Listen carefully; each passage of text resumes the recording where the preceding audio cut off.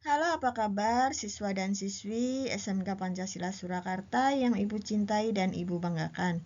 Selamat datang di layanan bimbingan dan konseling. Kali ini Bu Neti akan memberikan materi memahami gaya belajar. Anak-anak sudah siap belajar bersama Ibu?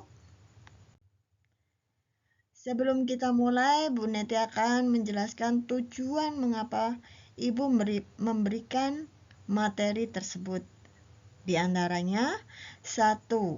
Peserta didik atau konseli dapat memahami dan mengetahui tentang gaya belajar serta strategi belajarnya untuk masing-masing gaya belajar tersebut. Kemudian 2. Peserta didik atau konseli mampu menganalisa gaya belajarnya. Dan yang ketiga, peserta didik atau konseli mampu menerapkan gaya belajarnya. Nah, untuk proses belajar sendiri adalah menyerap informasi atau modalitas, mengatur dan mengolah informasi atau dominasi otak. Dan gaya belajar yang dimaksud di sini yaitu kombinasi bagaimana seseorang menyerap, mengatur, dan mengolah informasi yang diterimanya. Kita mulai dengan modalitas belajar. Di sini ada 3. Yang pertama, gaya belajar visual, yaitu belajar dengan cara melihat. Dan yang kedua, auditorial, yaitu belajar dengan cara mendengar. Serta yang ketiga, kinestetik, yaitu belajar dengan cara bergerak dan memegang atau mempraktekkan langsung. Kita bahas satu persatu di sini. Ciri-ciri peserta didik visual. 1. Mengingat apa yang dilihat daripada yang didengar. Kemudian yang kedua, tidak pandai memilih kata-kata dalam bicara. Ketiga, tidak terganggu dengan keributan di sekitarnya. Yang keempat, sulit mengingat instruksi atau perintah dalam bahasa lisan. Kelima, pembaca cepat dan tekun. Dan keenam, lebih suka baca daripada dibacakan. Serta ketujuh, orangnya rapi, teratur, teliti, dan menjadi perencana yang baik. Untuk cara belajar tipe visual ini ada beberapa. Di antaranya, keempat cara belajar tipe visual di antaranya yaitu 1. Belajar dengan gambar, diagram, dan peta. Untuk yang kedua, suka membuat coretan, simbol, atau tanda-tanda penting dalam buku catatannya. Yang ketiga, menggunakan video atau gambar-gambar berwarna untuk belajar. Dan yang keempat, membuat pengelompokan dalam catatan-catatannya. Sekarang untuk yang kedua, ciri-ciri peserta didik auditorial. Di antaranya, 1. Suka bicara pada diri sendiri waktu belajar. 2. Mudah terganggu oleh keributan waktu belajar. Ketiga, mempunyai kesulitan menulis yang banyak, tetapi hebat dalam bercerita. Keempat, dapat mengingat dengan baik apa yang dilihat, dipelajari dari diskusi daripada yang didengar.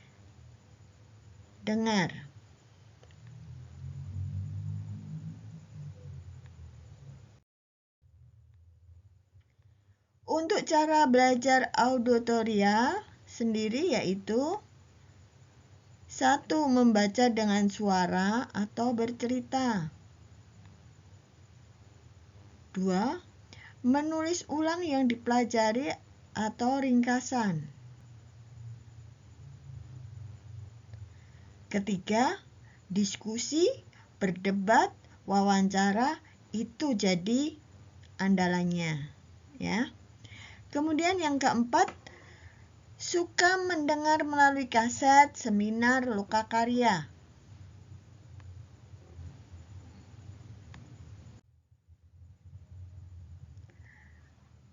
Untuk yang ketiga, ciri-ciri peserta didik kinestetik yaitu 1. Bicara dengan pelan. 2. Banyak bergerak, sulit duduk diam dalam waktu belajar yang jangka waktunya lama.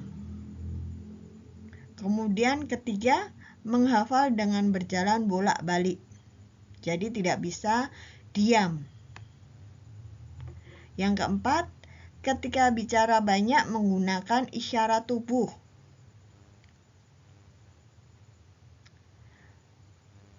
Kelima, menggunakan jari sebagai penunjuk saat sedang membaca. Nah, kelima itu adalah ciri-ciri dari peserta didik yang gaya belajarnya kinestetik. Kemudian bagaimana cara belajar tipe kinestetik? 1. Melakukan praktek. Suka praktek anaknya. Kemudian yang kedua, mengamati demo atau contoh yang konkret sehingga dia lebih paham dan terserap dalam pikirannya. Kemudian yang ketiga, suka sekali dengan drama, permainan, aktivitas di lapangan. Yang keempat, menggunakan model Lego, alat-alat praktek, kerajinan tangan, atau puzzle. Nah, itu jadi keahliannya bagi para tipe gaya belajar kinestetik. Kemudian yang kelima, menggunakan gerak dalam belajar. Nah, kita sudah mempelajari dari ketiga gaya belajar yang ada. Di antaranya tipe visual, auditorial, kemudian kinestetik. Kita sudah mempelajari ciri-cirinya dan cara bagaimana peserta didik yang mempunyai ketiga ciri gaya belajar tersebut, cara belajarnya, cara menerapkan gaya belajarnya bagaimana. Kita sudah mempelajari tadi ya. Sekarang kita akan melakukan evaluasi hasil. Silahkan anak-anak isi angket evaluasi yang sudah dibagikan. Anak-anak bisa melihatnya dalam Google Form, ya. Nanti Ibu akan mengirimkan linknya lewat WhatsApp. Anak-anak kerjakan dalam waktu 10 menit. Setelah itu anak-anak bisa memfoto dan kirim ke WhatsApp Ibu. Nah, Ibu tunggu ya. Anak-anak harus mengerjakan. Setelah nanti kalian mengerjakan tugas dari Ibu, kita bisa melakukan refleksi. Nah, di sini Ibu akan memberikan refleksi pembelajaran. Pakailah kelebihan yang ada pada diri kalian semua dengan baik dan bertanggung jawab, ya. Kita harus bisa menerapkan kelebihan yang kita punyai dengan baik dan dengan tanggung jawab.